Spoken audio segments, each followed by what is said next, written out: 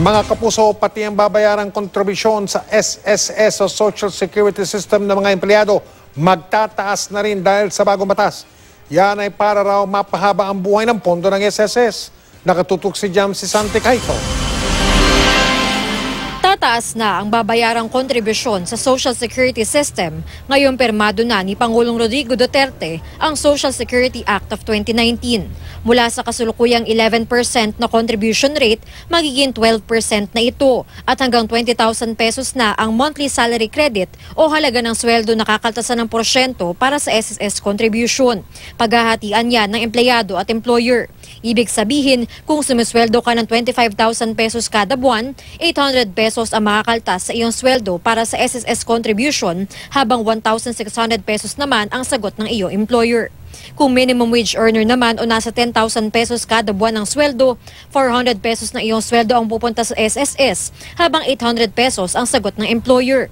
Itinaas ang contributions para mapahaba ang buhay ng pondo ng SSS hanggang taong 2045. Kailangan talaga yan upang mapanatili o higit nating mapalakas ang SSS fund, no?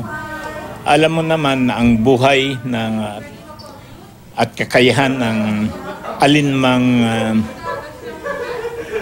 social security system saan mang jurisdiction sa mundo ay nakasalalay sa katatagan ng pondo nito.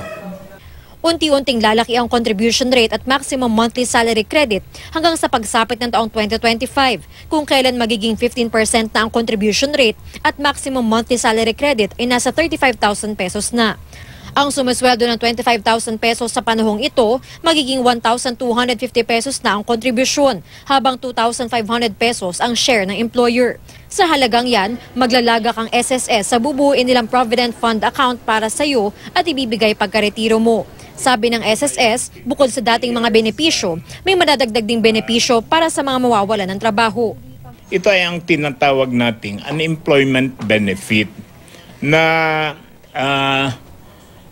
kung saan ang SSS ay magkakaloob ng cash benefit na equivalent to 50% of the average monthly salary credit.